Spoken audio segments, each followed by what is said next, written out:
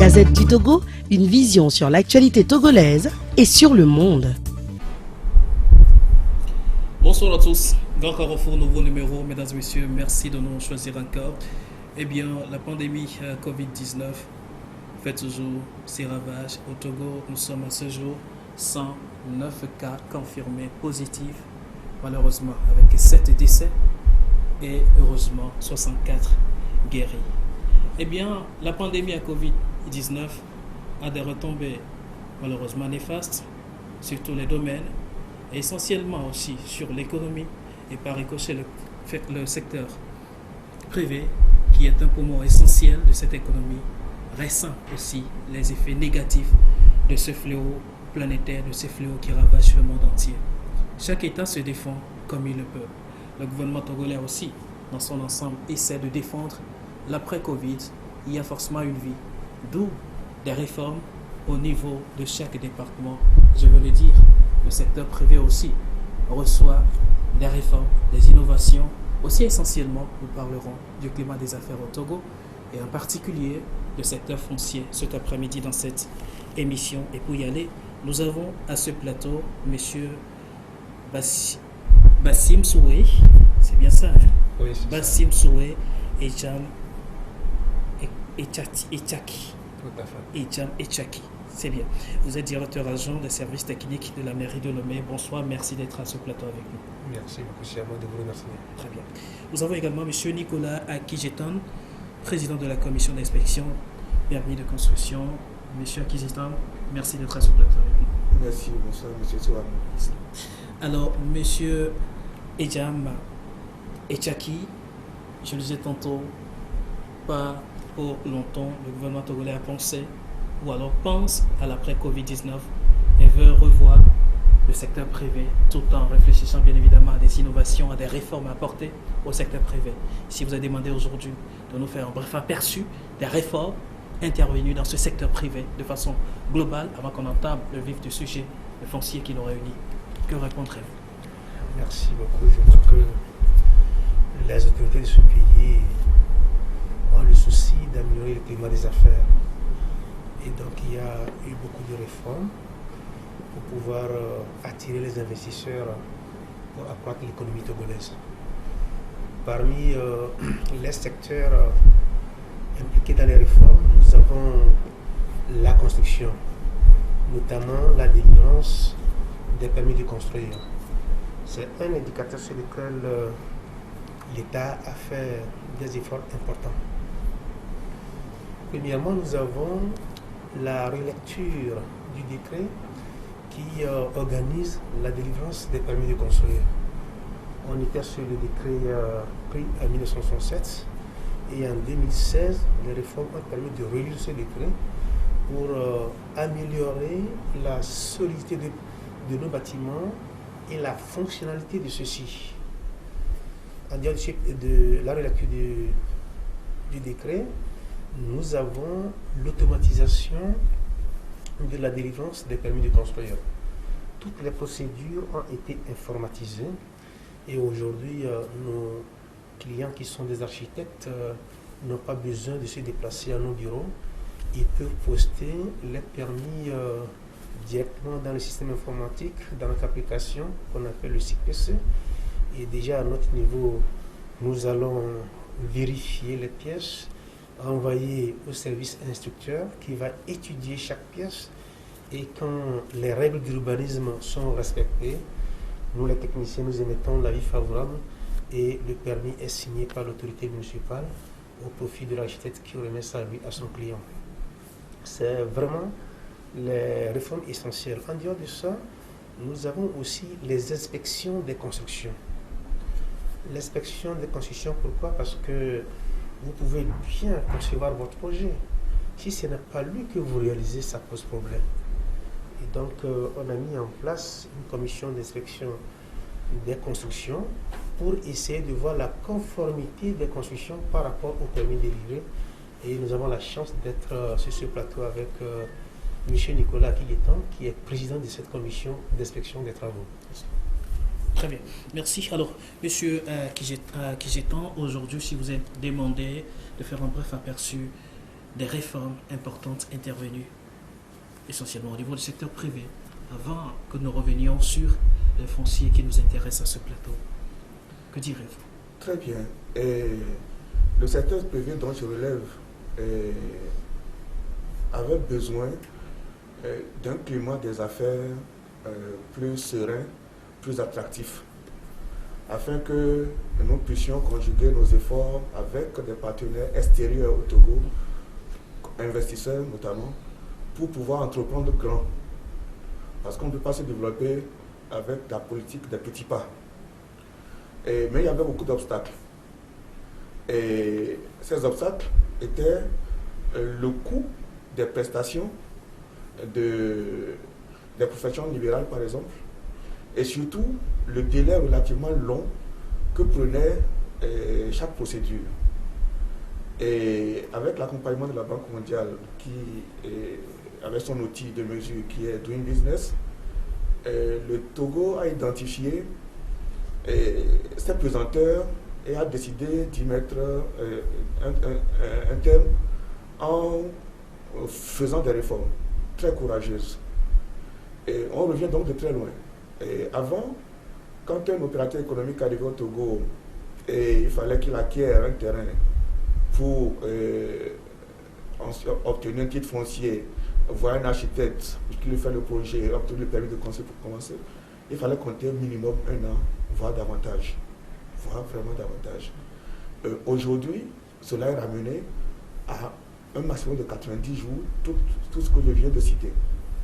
Les professions libérales qui relèvent du secteur privé, donc du secteur privé, ont vu donc leur cadre réglementaire assaini par ces réformes-là, et qui ne sont pas seulement destinées aux investisseurs étrangers, mais ce sont des réformes qui ont un impact réel sur la vie du citoyen.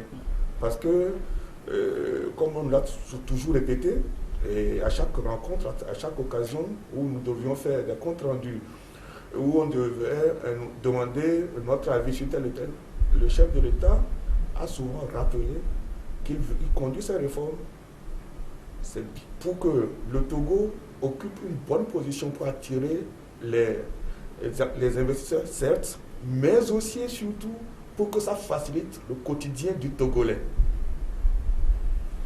Ça peut paraître contradictoire. Ah oui, je veux savoir en quoi est-ce que ça facilite tout de suite, ou alors ça a des répercussions tout de suite sur le quotidien du Togolais. Par exemple, le Togo a un énorme patrimoine qui n'est pas immatriculé. C'est un exemple que je vous donne. Vous avez une maison, peut-être elle est petite, mais sur un terrain qui lui a beaucoup de valeur. Mais les gens, souvent les propriétaires ne sont plus. Ce sont les héritiers qui sont là. C'est des gens qui ne mangent pas 3 fois par jour. Pourtant, ils sont assis sur de l'or. Et qu'est-ce qui fait qu'ils n'arrivent pas à en jouir? Ce terrain n'est pas immatriculé. Quand il est immatriculé, il devient hypothécable. Ça ouvre le crédit à cette famille qui peut commencer à entreprendre de l'activité économique. Mais les conditions étant difficiles avant, et les délais étant relativement longs, personne ne s'aventurait quasiment à aller essayer d'obtenir un titre foncier pour un terrain dont il a hérité. C'est ça. Aujourd'hui, c'est chose très aisée. Et pour le permis de construire, aujourd'hui, vous avez au début, au cours des premiers mandats du chef de l'État actuel, il y a eu beaucoup de grands travaux d'infrastructure, les routes, les aéroports et autres. Mais ça a demandé parfois que l'État, qui en a le droit, disons, récupère un bien appartenant à un particulier. Et l'État a ce droit-là, mais ça s'accompagne d'indemnisation. Si on vient par exemple récupérer votre terrain parce qu'il est dans la meilleure position pour pouvoir construire un bassin d'orage, vous devez prouver que le terrain est à vous, on vous dédommage pour le foncier. Mais ce qui est bâti dessus, si vous ne prouvez pas que si vous n'avez pas eu de permis de construire, l'État a le droit de ne pas reconnaître l'existence de ce bâtiment. Et donc, vous pourriez courir le risque de ne pas avoir d'indemnisation sur le bâtiment. Et beaucoup de ce cas se présentent. Hein. Oui, heureusement, dans la dynamique de réconciliation, des arrangements ont été trouvés en faveur de cette Pas toujours à la hauteur de ce qui oui, est... Oui, mais quand même, beaucoup d'arrangements ont été trouvés en faveur de ces propriétaires-là, dans le contexte de la réconciliation nationale. Mais si on devait s'en tenir au droit, mais ces personnes qui avaient des bâtiments, qui n'avaient pas de permis de construire, n'auraient pas eu un sou sur leur maison réquisitionnée pour des fins d'utilité publique. Certains parce qu'ils n'avaient pas idée d'existence de ce permis de conduire. De construire. De construire, j'allais Oui, dire. mais c'est à peu près comparable. Donc voilà, et donc le secteur privé aujourd'hui est redynamisé par la dématérialisation de la plupart des procédures, et même y compris des procédures judiciaires. Aujourd'hui, il y a un tribunal de commerce qui est là, qui simplifie les choses. Quand vous travaillez avec le notaire, avant vous laissez votre dossier chez le notaire, ça faisait 6 ans. Aujourd'hui, vous introduisez un dossier auprès d'un notaire. Au bout de 6 mois, au plus tard, vous obtenez votre titre foncier. Et ce sont toutes ces améliorations-là. Et cela n'a pas manqué d'impacter à l'international. Et il y a une démarche de l'UEMOA pour harmoniser les tests qui régissent les professions libérales dans l'espace communautaire. Et ce sont les tests du Togo qui ont servi de base pour la plupart de ces réformes au niveau communautaire. C'est dit quand même la qualité de ce qui se fait chez nous. Et donc, les professionnels du secteur privé aujourd'hui voient leur cadre assaini, voient leurs procédures allégées. Et cette clarté qu'il y a dans les approches nous évite aussi certaines tares qu'on avait avant, notamment la corruption. Avant, on ne pouvait pas avoir de marché sans corruption. Aujourd'hui, pratiquement, vous ne rencontrez pas les gens physiquement. Quand vous ne rencontrez pas les gens physiquement, la tentation de corruption n'est pas là. Pas toujours. Pour le permis de construire, par exemple, moi j'ai introduit un permis, je ne rencontre personne. Et quand c'est signé, j'envoie un collaborateur récupérer ça. Alors qu'avant, il fallait passer de bureau en bureau pour voir où est-ce que ça en est, essayer de glisser quelque chose pour que ça se passe bien. Quand vous prenez le cas des dossiers qu'il fallait monter, parfois l'architecte pouvait imprimer des documents jusqu'à hauteur de 400 000 francs, 500 000 francs. Aujourd'hui, c'est par voie électronique. Donc c'est 0 francs, à part la connexion qu'il paye. Et c'est un gain énorme. Et vu que nous faisons les mêmes choses d'avant, en peu de temps, c'est moins de charges pour nous au niveau de nos agences, au niveau de nos cabinets. Là où vous devez payer des collaborateurs pendant 6 mois, maintenant je paye peut-être pour 1 mois et demi. Donc je suis gagnant. C'est cela. Merci. Et je reviendrai quand même à vous tout à l'heure sur l'adoption de la récente loi créant donc l'ordre des ingénieurs, ce que cela a apporté quand même au secteur. Alors, Monsieur Ejam, vous faites partie de la mairie de Lomé, ou alors vous êtes directeur technique agent de la mairie de Lomé. Aujourd'hui, avec la décentralisation, les communes détiennent beaucoup plus la responsabilité face au territoire. Comment est-ce que ce cadre arrange l'action des communes dans l'exercice réel de leurs fonctions? Oui, avant d'arriver là, j'aimerais renchérir sur ce que Nicolas a dit. Dans le concret, au niveau du foncier, qu'est-ce qu'il y a? Nous avons le guichet unique. Nous avons le guichet unique du foncier. Et avec ce guichet unique, aujourd'hui, le géomètre agréé, en 10 jours, il a une attestation d'immatriculation. Il a besoin de 3 jours pour élaborer son plan. Et en 1 semaine, le service du cadastre peut lui délivrer déjà son attestation. Contrairement avant où il avait besoin de plus de mois parce qu'il lui fallait 3 tampons. Le premier tampon signé par lui, après ces 3 jours de travail.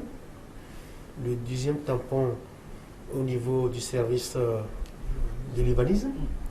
Le troisième tampon au niveau du service du cadastre. Aujourd'hui, les 3 services sont ensemble en un seul lieu et quand le document arrive, il procède à la vérification et quand il voit que dans l'ensemble c'est bon, on lui délivre l'attestation d'immatriculation et cette attestation lui sert d'une pièce pour prouver son titre de propriété avant que l'architecte ne puisse introduire la demande de permis de construire. Donc, vous voyez, là, il gagne le temps. Au lieu d'1 mois, c'est 1 semaine. Maintenant, en termes de coûts, avant, il faut compter dans les 300 000. 300 000 pour avoir ce papier. Aujourd'hui, les géomètres ont compris et ils ont fait aussi un sacrifice pour accompagner l'action de l'État. Pour un lot, leur numération, c'est comme ils demandent, c'est 80 000 francs seulement. Mais pour 1000 mètres carrés, un lot, ça fait 601. Maintenant, pour les 400 mètres carrés qui s'ajoutent, les géomètres disent, nous prenons 4 000 francs par art. Donc pour 10 arts, ça fait juste 96 000 contre les 300 000. Donc vraiment, comme on l'a dit, c'est accessible aux citoyens. Vous avez demandé qu'est-ce que le citoyen lambda gagne. Nicolas a raisonné du point de vue affaires. Comment il peut bénéficier des indemnisations, comment il peut aussi rapidement avoir ses papiers et puis faire ses affaires sur son foncier. Vous parlez en termes d'indemnisation ou affaires? Les deux. Les deux. Nicolas a défendu les deux. Moi, ce que je vais ajouter, c'est que quand vous voulez construire, nous allons sur le lieu. D'abord, le cadastre, son contrôle, vous permet de savoir avec votre papier que vous n'êtes pas dans une réserve administrative. Vous n'allez pas jeter l'argent par la fenêtre en construisant sur un terrain public qui sert à réaliser des équipements d'intérêt collectif. Ça vous épargne. Vous pouvez dire à votre vendeur, non, mais je n'achète pas, là c'est une réserve. Ça, c'est ça. En dehors de ça, on a des zones non constructibles. Nous sommes à la veille des saisons des pluies. Et bientôt, la pluie va tomber. Au lieu de profiter de la fraîcheur de la pluie, beaucoup de nos concitoyens vont commencer par déménager. En faisant les démarches pour avoir les papiers réglementaires, on peut quand même éviter pas mal de choses. Voilà un peu l'intérêt pour le simple citoyen aussi d'avoir le permis de construire. Maintenant, quand vous avez votre permis de construire, en termes d'inspection, là également vous profitez. Les professionnels de la construction viendront inspecter et vous apporteront des expertises nécessaires. Des expertises nécessaires. À zéro coût. À zéro coût. À zéro coût. Ça, c'est supporté par l'État. Donc, ils viendront voir est-ce que vous êtes aligné correctement par rapport au domaine public. Ils vont voir comment vous avez implanté vos semelles. Après, quand vous arrivez au niveau des toitures, ils viendront voir est-ce que tout est un peu conforme. Et quand vous faites la finition, ils viendront également voir. Mais vous n'êtes pas tout le temps embêté si votre construction est suffisamment simple. C'est dire que les bâtiments sont catégorisés en fonction des risques auxquels ils sont soumis.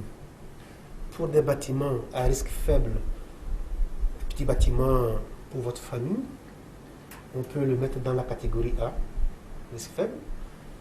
Il y a les constructions de catégorie B pour les risques moyens et les constructions de catégorie C, telles que les installations classées, qui sont exposées à beaucoup de dangers. Donc, dans tous les cas, l'État a mis en place cette structure pour accompagner les promoteurs, les rassurer. Et l'avantage, comme vous le dites, aujourd'hui nous sommes épargnés. Nous sommes épargnés pour des bâtiments qui ont respecté toutes ces règles d'urbanisme. Nous sommes épargnés des effondrements. En dehors des effondrements aussi, il y a les règlements d'urbanisme qu'il faut respecter. Si vous voulez construire dans la ligne des descentes des aéronefs ou des décollages d'aéronefs, il y a des normes. Si vous ne vous approchez pas des professionnels qui sont les architectes, qui connaissent très bien le règlement d'urbanisme, comment pouvez-vous savoir que vous ne devez pas aller à tel niveau? Vous allez investir pour ce niveau et on est obligé de vous arrêter. Donc voilà autant d'avantages qu'on peut tirer quand on se met dans la logique d'avoir un permis de construire et de construire conformément à ce permis de construire. L'État est là à tous les niveaux pour accompagner. Et comme Nicolas l'a dit, les procédures sont simplifiées et ils sont informatisés avec la ligne Internet. Même en Europe, vous pouvez poster votre permis. Ça veut dire que l'architecte, s'il a un projet de voyage et puis il n'a pas encore fini de finir son projet, il peut continuer et il va le poster là où il est là. Mais pour ceux qui sont ici et qui ne disposent pas d'une connexion Internet à un bon débit, il y a une salle de permis de construire dédiée pour ça. Maintenant, pour revenir à la décentralisation, oui. L'implication des communes. L'implication des communes. La loi portant décentralisation confère aux communes la délivrance des permis, l'instruction des permis à faible risque et à moyen risque. Les permis A et B, ils peuvent l'instruire. Mais pour les permis à haut risque, l'État lui-même prend l'instruction en charge, même si c'est la collectivité qui signe le permis. C'est un peu ça. Et au niveau du district, le ministre de l'administration territoriale a déjà cadré avec un arrêté pour essayer de répartir le territoire du district et mettre en place des structures d'instruction de ces permis A et B qui vont être délivrés par les maires. Et je pense qu'avec l'expérience de l'OMI, ça va aussi aller à l'intérieur du pays.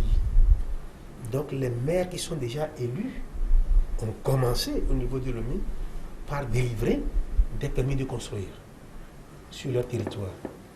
Voilà. Mais la loi aussi dit que pour qu'une commune puisse être certifiée et instruire ses permis, il faut remplir un certain nombre de conditions. Premièrement, il faut que la commune puisse avoir un plan d'urbanisme pour qu'ils sachent ici on doit construire, là on ne doit pas construire. Il faut disposer de ce plan d'urbanisme. Il faut aussi disposer du service. Alors ça relève de la compétence de la commune ou de l'État qui met à disposition de cette commune un plan d'urbanisme? Oui, également dans la loi portant décentralisation, les maires doivent planifier. Ils doivent planifier leur ville. C'est vrai qu'en attente, l'État a élaboré des plans d'urbanisme qui sont à la disposition. Les villes qui ont déjà ces plans-là peuvent instruire. Ils peuvent instruire. Il faut aussi avoir le service instructeur. Avoir le service instructeur, ça veut dire qu'il faut disposer d'ingénieurs. Vous avez parlé tout à l'heure de l'Ordre national des ingénieurs. Il faut aussi disposer des architectes. Il faut disposer de ces professionnels pour pouvoir mieux instruire le dossier. On a dit qu'on a dématérialisé la procédure. Ça veut dire que la collectivité doit avoir l'Internet. Elle doit avoir Internet. Dans l'idéal, ça. Voilà. Donc, si la collectivité remplit toutes ces conditions, voilà, elle est certifiée et elle peut inscrire le permis de catégorie A et le permis de catégorie B. Au niveau de l'OME, le ministre a donné cette compétence au district qui va instruire au profit de chaque commune, des 13 communes. Voilà. Très bien. Merci. Alors, monsieur Nicolas, je disais tantôt, je ne sais pas si vous avez quelque chose à ajouter à l'intervention de monsieur Diam. Non, l'essentiel a été... Très bien. Je revenais sur l'ordre des ingénieurs. Alors, quelle est la plus-value aujourd'hui à cette réforme portée dans le secteur? Bien.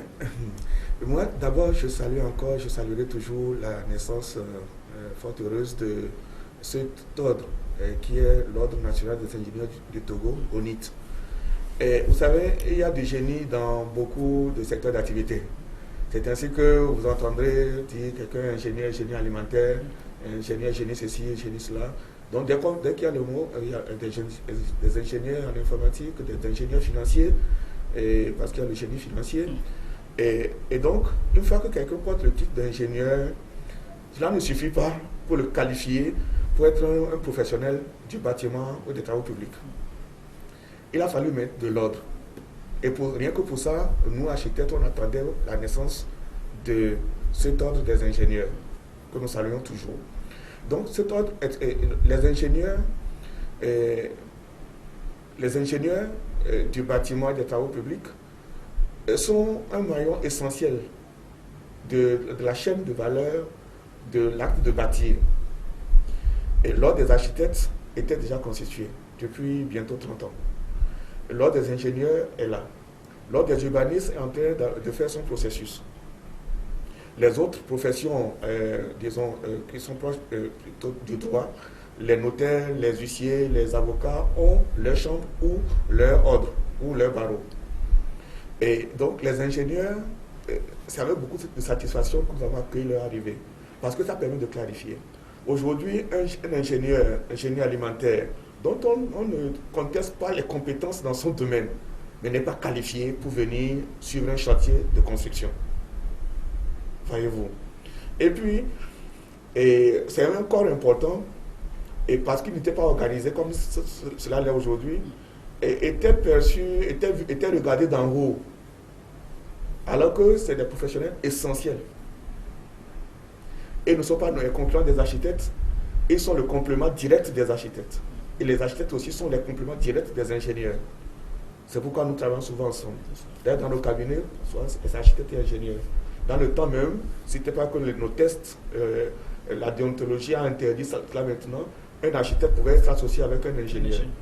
Mais les responsabilités n'étaient pas faciles à partager, parce que les missions sont relativement différentes, même si elles se complètent. Donc c'est une très bonne chose que l'ordre des ingénieurs soit là. Et je dois signaler au passage que cet ordre a la chance de mettre à sa tête des gens très dynamiques, très sérieux, et très respectueux, et très humbles aussi. Parce que moi, beaucoup de responsables de l'ONIT m'ont souvent approché, et pour s'inspirer de la gestion que moi j'ai pu avoir de l'ordre des architectes, parce qu'ils ne veulent pas commettre d'erreurs. Je rappelle que vous avez été le président national des architectes. Hein. Oui, c'est de 2012 à 2018, donc soit 2 mandats. Et donc, c'est un corps qui est le plus dynamique aujourd'hui, il ne faut pas se voiler la face. Et quand ils organisent les journées nationales de l'ingénieur, franchement, c'est un honneur pour le Togo. Et ça réveille les consciences endormies. Et ça interpelle même les autres corps qui dorment aussi, qui s'organisent. Et donc, l'ordre des ingénieurs est une structure de l'État. Et j'en profite pour préciser, disons, à l'attention de tous ceux qui nous écoutent ou qui nous regardent, que les ordres professionnels ne sont pas des syndicats. C'est vrai que naturellement, les ordres professionnels doivent défendre les intérêts de leurs membres. Mais ce n'est pas leur mission première. Les ordres ne sont pas autoconstitués. C'est l'État qui institue les ordres pour mettre de l'ordre dans leur secteur.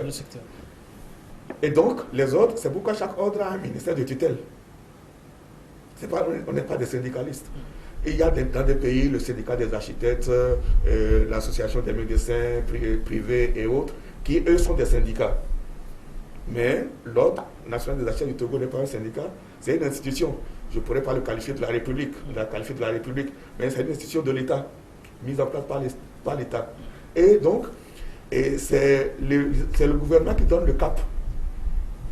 C'est le gouvernement qui donne, qui dit les ambitions du Togo pour les années à venir.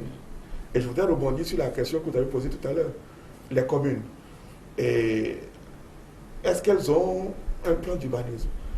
Avant le démembrement qui a été concrétisé récemment par l'élection des 13 maires du Grand Lomé, Lomé avait été traité comme une entité globale et dotée d'un schéma directeur d'aménagement et d'urbanisme, qui est un document d'urbanisme révisable tous les 20 ans.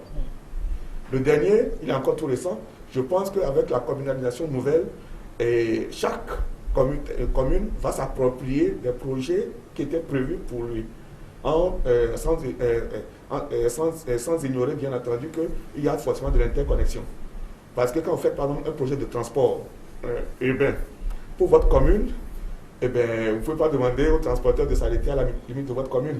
C'est forcément intercommunal. Mais quand il faut mettre une école publique dans une commune, c'est la fête de la commune d'abord. Il faut mettre un marché, c'est la fête de la commune. Même si on sait que les gens d'autres quartiers vont venir. Voyez-vous. C'est pourquoi c'était génial que le gouvernement ait mis en place le concept de grand district. De l'homme qui supervise l'ensemble, sans vouloir influencer quelle commune que ce soit, mais de manière à coordonner les actions pour une harmonie générale. Je salue cela personnellement.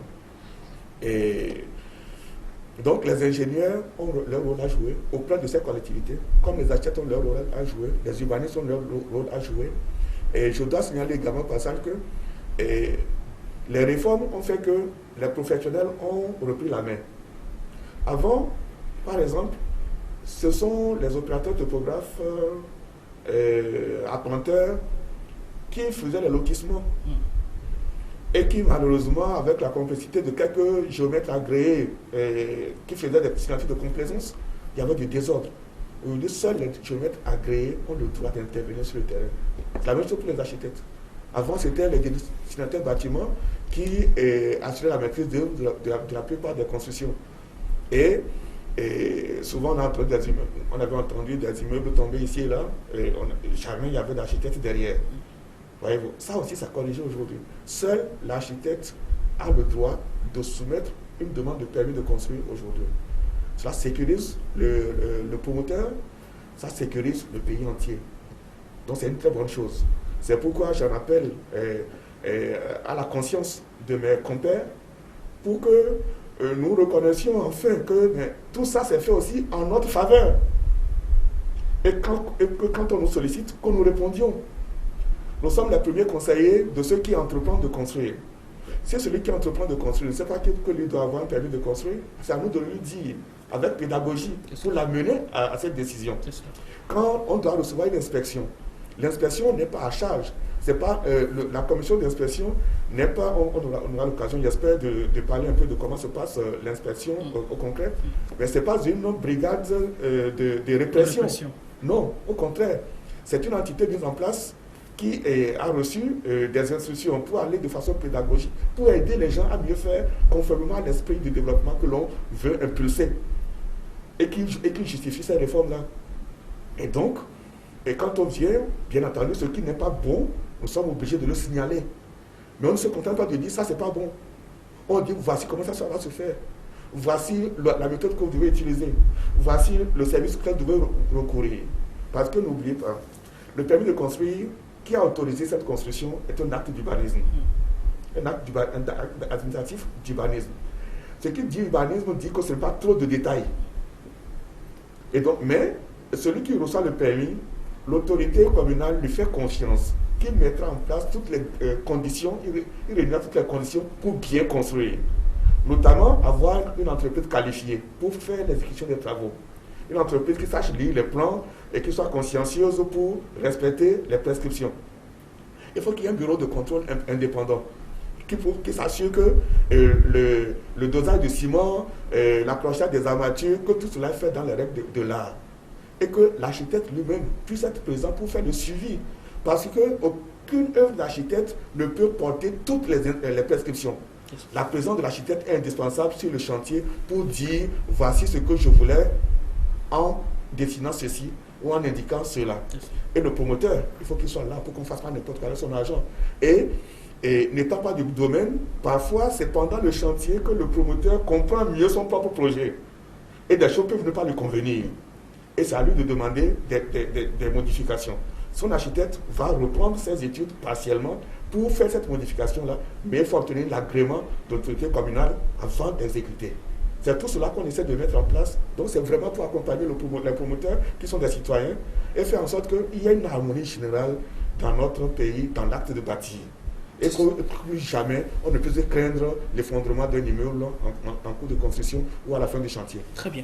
Merci M. Nicolas. Je retiens essentiellement, et vous, téléspectateurs également, retenez avec moi que désormais le Togo simplifie son fonctionnement foncier. Surtout en matière d'octroi de titres fonciers, qui était tout un chemin de croix de par le passé, des années. Je voudrais poser cette question. Le permis, comment dirais-je, le titre foncier, entre-temps, il y a des parcelles qui ont plusieurs titres fonciers. Est-ce qu'avec ces réformes, on peut arriver à mettre fin à ce problème qui demeure aujourd'hui suicidaire dans beaucoup de communautés? Oui, merci beaucoup pour cette question et qui permet de justifier encore les réformes. Et l'informatisation de nos services cadastraux et la géolocalisation de toutes les parcelles, de tout le territoire.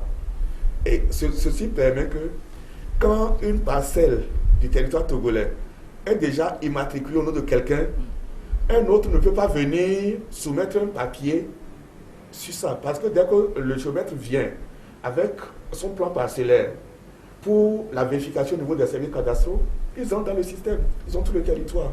Et donc, selon les coordonnées du plan parcellaire à mener, mais quand on les trouve dans la machine, on voit à quoi ça correspond. Si ça correspond à une parcelle déjà attribuée, on dit non, il y a problème. Il faut une confrontation pour trouver, pour pouvoir... Et qui règle ce litige-là en ce moment? Non, la réforme a pris en compte là aussi? Bien sûr, forcément, parce que l'État ne peut pas se permettre d'octroyer 2 titres fonciers sur un même terrain. Mais les imprécisions de mesure avaient pu conduire à cela parfois. Ce sont les imprécisions de mesure. Mais aujourd'hui, la précision est à la taille d'une balle de tennis. Et donc, quand vous zoomez, vous arrivez à avoir des frontières précises entre les parcelles. C'est aussi ça l'avantage de l'informatisation, parce que c'est numérique, ce n'est pas graphique. Et quand vous tapez 2, c'est 2. Mais quand vous mesurez 2, ça peut être 1,9, ça peut être 2,1. C'est ça la nuance essentielle. C'est d'ailleurs pourquoi l'État, pour bien faire, s'est permis de supprimer les 2 derniers tampons. Le tampon de l'urbanisme et le tampon du cadastre. Et en allant directement à une vérification par le cadastre à partir des relevés, avec des coordonnées géodésiques, numériques, que le géomètre est tenu d'apporter aujourd'hui. Un géomètre ne peut pas aller aujourd'hui dessiner un truc à la main simplement, sans mettre les coordonnées précises, sans utiliser les outils appropriés, le GPS notamment, et soumettre une demande. Donc, l'État s'est donné les moyens de vérifier plus rapidement et plus précisément, et donc pour éviter aussi ce genre de conflit. Mais ceci dit, la mauvaise foi qui est derrière les doubles ventes, l'État n'en est pour rien. Il ne peut rien sans une prise de conscience collective de notre communauté, sans que ceux qui sont témoins de malversation ne deviennent des lanceurs d'alerte. C'est cela. Les réformes en soi sont une chose, mais l'autre paire de manches, c'est aussi une prise de conscience collective pour la bonne marche de ce qui est entamé sur le plan du développement. Eh bien, aujourd'hui, c'est facile d'avoir son permis son titre foncier. Et pour pouvoir construire, il faut aller demander un permis de construire. Pourquoi faire? Je vais peut-être poser la question de façon... Je voudrais même préciser et puis va pouvoir éclairer ça. Très bien, oui. La question du titre foncier, c'est une des plus grandes avancées. Parce que en 2018, il y a le nouveau code foncier et domanial qui a conduit à la création d'un guichet unique du foncier. Et la lenteur qu'il y avait avant, on l'a plus. Avant, pour avoir un titre foncier, avant vous mettiez 6 ans. Aujourd'hui, c'est 6 mois maximum. Et tenez-vous bien, si c'est une mutation complète, c'est-à-dire que vous revendez à quelqu'un... Vous parlez de 6 mois sans réel suivi, sans pression derrière, 6 mois légal? Oui, 6 mois légal. 6 mois. Au-delà de ça même, vous avez le droit de faire jouir votre droit de... Voyez-vous. Et donc, quand vous avez un terrain qui a déjà un titre foncier, vous revendez ce terrain à quelqu'un d'autre. Quand il y a l'attestation de notaire comme quoi ça a été payé entièrement, vous faites la demande de mutation à votre nom, c'est 48 heures maximum. Ça veut dire que en 48 heures, un bien qui m'appartient aujourd'hui, moi, Kossi Akidjetan, peut devenir la propriété de M. Dieudonné Sewanou vendredi prochain. Si on fait des l'habitation. Mais c'est extraordinaire. C'est extraordinaire. C'est quasiment du jamais vu. Mais c'est une réalité. Parce que toutes les données sont là. Les vérifications, les moyens pour vérifier sont là également.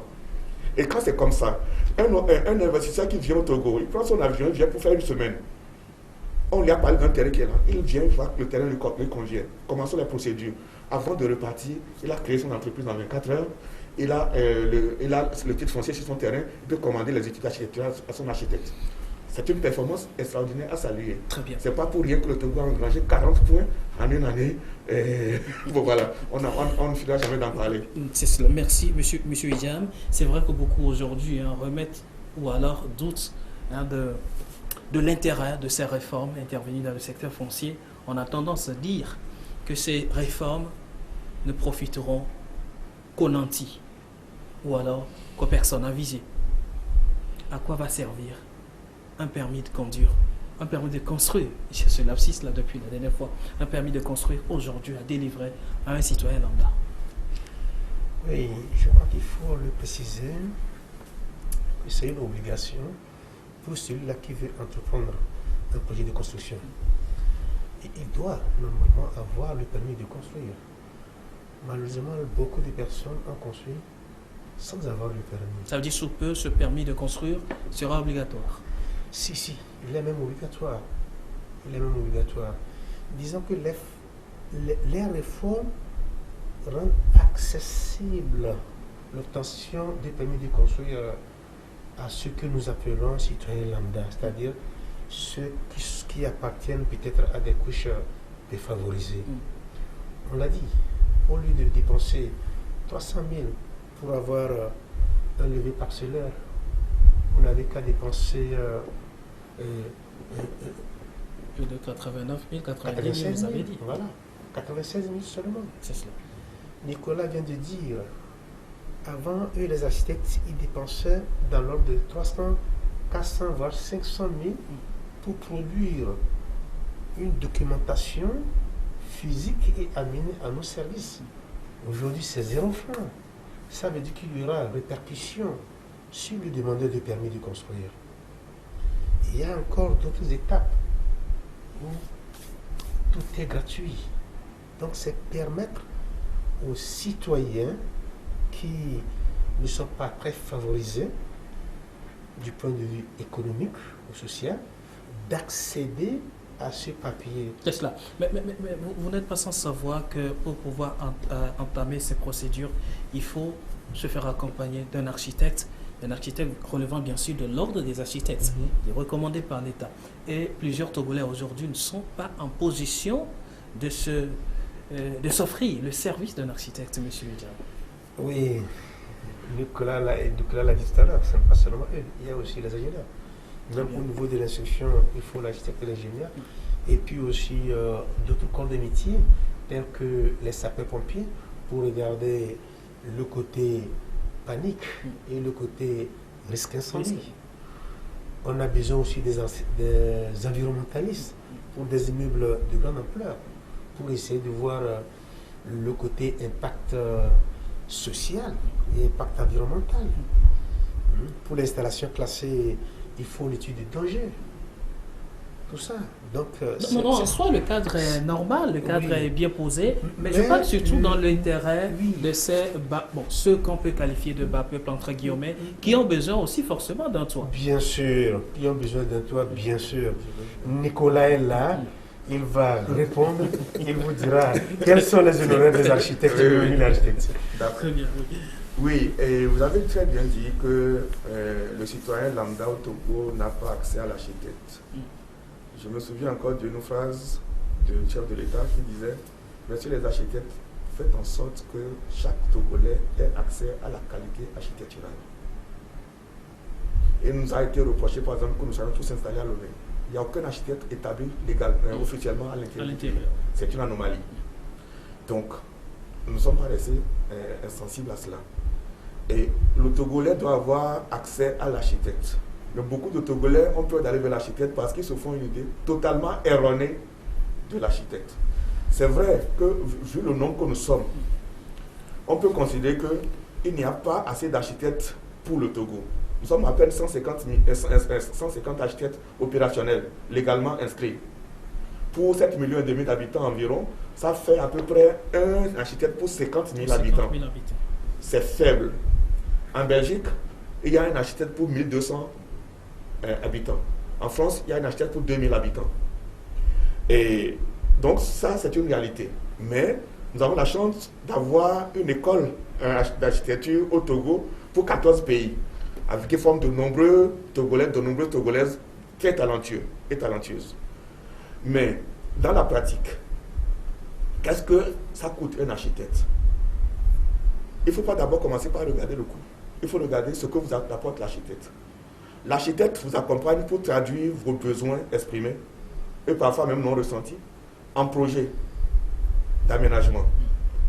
Il assure, après avoir assuré la fonctionnalité de votre espace, après avoir distribué l'espace rationnellement, ça ne sert à rien de faire un salon de 50 mètres carrés pour faire une chambre de 10 mètres carrés à côté. Ce n'est pas rationnel. L'architecte vous assurer la rationalité de votre projet, optimiser l'espace. L'architecte va vous assurer l'esthétique de votre maison. L'architecte va vous assurer la durabilité en optimisant la structure. Surtout l'architecte va, entre autres prestations, vous apporter l'économie de la construction en choisissant judicieusement les matériaux qu'il faut, à la place qu'il faut, et en vous aidant à sélectionner les prestataires qui ne vont pas venir s'enrichir sur votre dos. Mais toutes les économies que l'architecte vous aide à réaliser, il demande une infime partie de cela comme honoraire. Qu'est-ce que ça coûte? Vous voulez faire prendre une maison de 20 millions, une maison pour votre famille, 20 millions. Le permis de construire va vous coûter à peine 100 000 francs. Mais l'architecte ne vous coûtera même pas 1 million. Mais si vous ne recourez pas à l'architecte, vous pourrez construire votre maison à 25 millions sans avoir la même qualité que l'architecte peut vous assurer. Parce qu'il y aura beaucoup de pertes, beaucoup de gaspillage. Et donc, je demande aux gens simplement de faire preuve d'intelligence. Parce que l'intelligence, les gens en ont sur la tête de nos aïeux. Nous sommes un peuple très intelligent. Alors, ayons conscience qu'on va chez l'architecte, c'est pour obtenir quelque chose. Et là, je voudrais dire aux citoyens, votre architecte que vous payez, exigez le meilleur de lui, exigez le maximum de lui. C'est votre droit. Il faut en avoir pour votre argent. Mais l'architecte ne coûte pas horriblement cher. Très bien.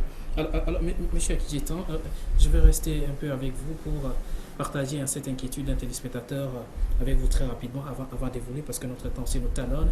Alors bonsoir, ma question est de savoir une personne ayant été formée dans un cabinet d'architecte pendant 3 ans ou 5 ans, il a reçu son diplôme ou attestation, eh bien, est-ce qu'il n'a pas le droit de faire un projet de construction? Très bien. Et je vais faire la comparaison suivante pour bien comprendre. Et un infirmier, il a le bac, il a fait 3 ans de formation. Il travaille dans un cabinet médical. Il est l'assistant du médecin. Il ne remplace pas le médecin. On dit, il y a des tâches que l'infirmier fait. Il y a des tâches que le médecin fait. C'est la même chose sur les architectes. Il y a les architectes, nous avons, nos cabinets, c'est rempli de nos collaborateurs qui sont des techniciens, certains ont le BTS, d'autres ont le bac technique et d'autres ont le bac +3 collaborateurs d'architectes. Mais ils ne sont pas des architectes. Mais au bout d'un certain nombre d'années d'expérience, ces techniciens acquièrent de l'expertise. Quand vous prenez un infirmier major, il a au moins la compétence d'un jeune médecin. Vous voyez? Donc, il peut y avoir des dérogations plus tard. Mais aujourd'hui, non. La plupart d'ailleurs des gens qui se font passer pour des architectes et qui vont tromper le citoyen, ce n'est même pas des dessinateurs bâtiments. C'est des infographes. Parfois, on les appelle aussi infographistes. C'est des gens qui savent dessiner de belles maisons, mais sans façade. Ça ne fonctionne pas à l'intérieur. C'est des trompeurs. Il faut les éviter. Alors, dans ce cas de réforme, ces genres de professionnels ne seront pas forcément soutenus lorsqu'il y a un problème. Et je ne les qualifierai même pas de professionnels. Très bien. C'est des usurpateurs, tout simplement, mais qui trompent le peuple.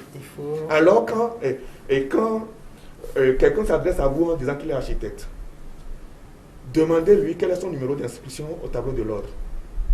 Et aujourd'hui, tout le monde peut avoir le numéro de l'ordre des architectes. Vous appelez l'ordre des architectes qui peuvent attester que... Et puis un architecte, normalement, qui est en fonction, il a une attestation. Il a un tableau de l'ordre sur lequel il doit figurer. S'il ne peut pas vous apporter toutes ces preuves-là, doutez.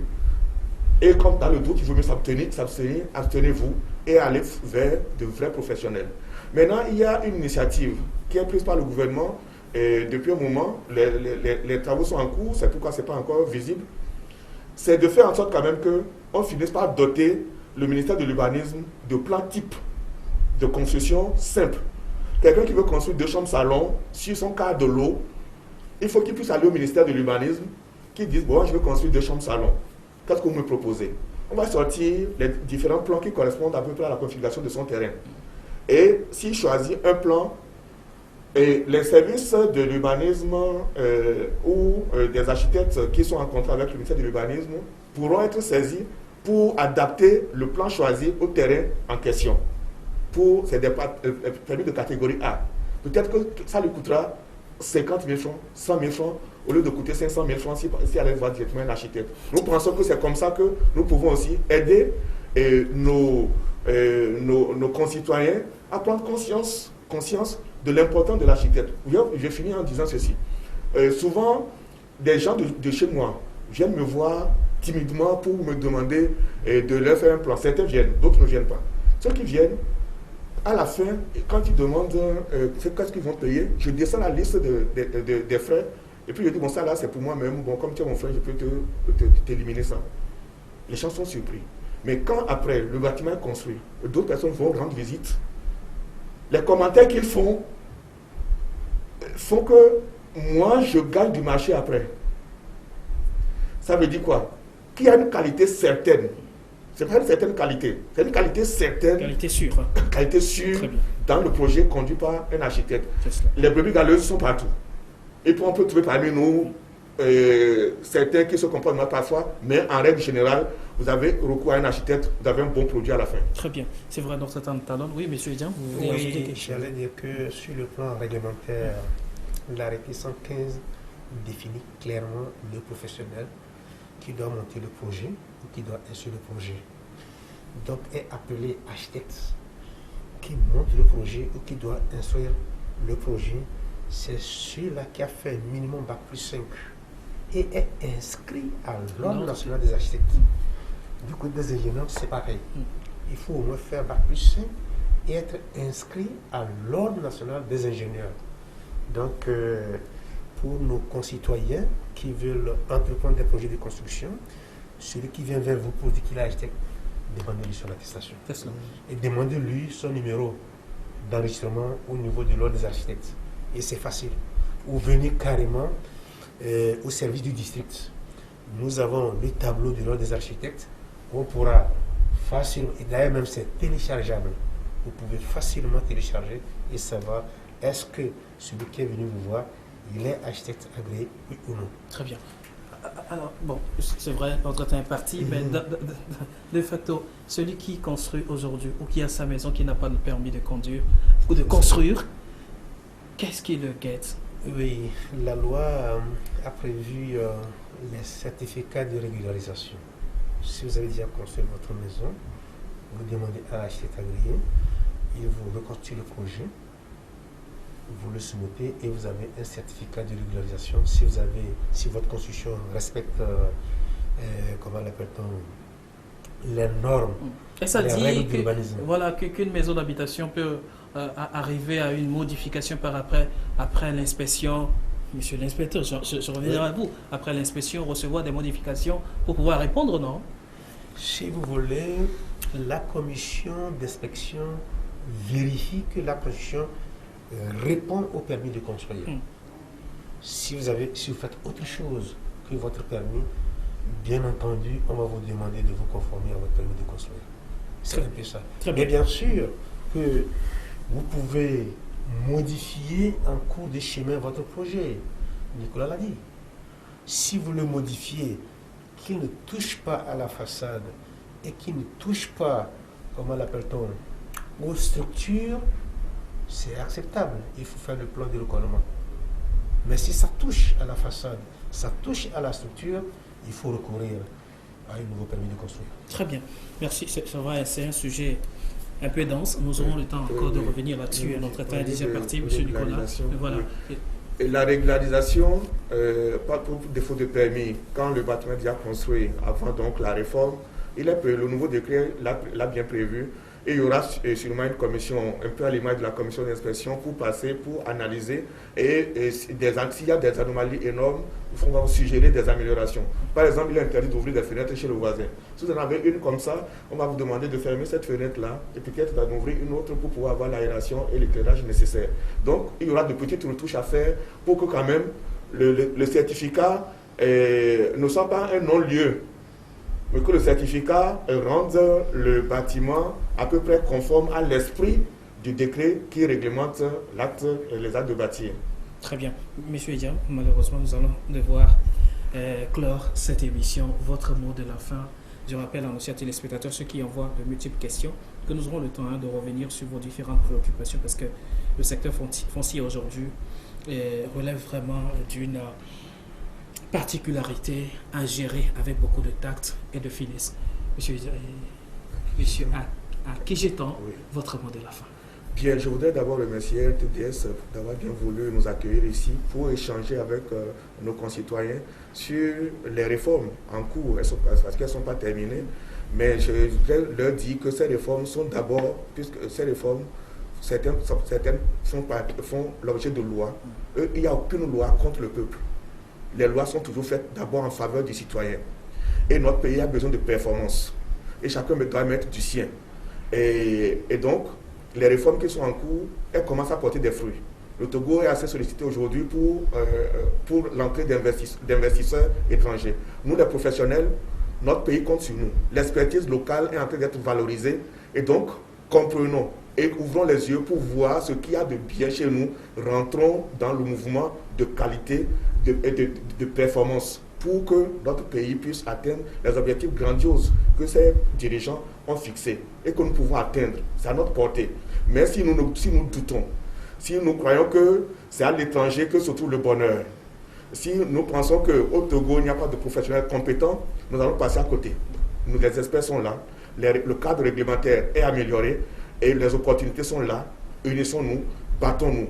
Mais pour que nous puissions gagner définitivement, il faut que nous évitions aussi de tomber sous les balles du coronavirus. C'est pourquoi je voudrais, pour finir, en appeler à la conscience de chacun de mettre la protection, les protections barrières. C'est indispensable. Ce n'est pas une question de mon ami, j'ai confiance à lui. Non. Tout le monde peut amener le mal vers vous.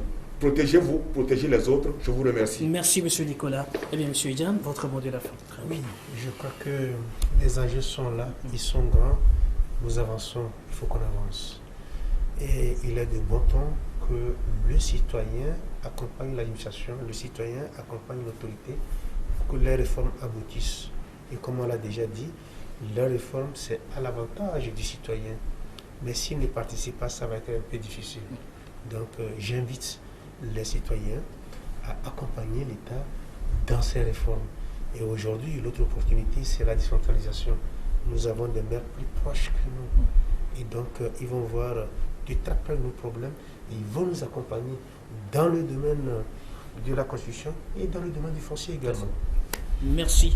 Merci, monsieur Bassim Soué Ediam Etchaki. Voilà, vous êtes directeur adjoint des services techniques de la mairie de Lomé. Du district du Grand Lomé. Du district du Grand Lomé. Très bien, précision. Merci d'avoir été dans cette émission. Merci, merci. Et je rappelle également à notre ami de 93 65 74 41 de prendre contact avec monsieur Nicolas par après pour l'issue de son problème. Nous aurons le temps quand même de revenir sur des points clés de cette réforme ici, dans cette même émission ou alors dans nos éditions de journal. Monsieur Nicolas Akijetan, président de la commission d'inspection Permis de construire, merci d'avoir été dans cette émission. Merci à vous, monsieur Sewanou. Merci également à vous, chers téléspectateurs. Eh bien, respectons les mesures barrières, protégeons-nous, limitons nos déplacements. Eh bien, combattons très fort coronavirus, gardons notre santé à nous. À très bientôt sur cette même télévision. Merci beaucoup. La Gazette du Togo, une vision sur l'actualité togolaise et sur le monde. Rejoignez-nous sur le www.lagazettedutogo.com ou sur nos comptes Facebook, Twitter et YouTube. Pour tout contact, écrivez à contact@lagazettedutogo.com ou appelez le 92 80 88 53. La Gazette du Togo, c'est l'information en continu.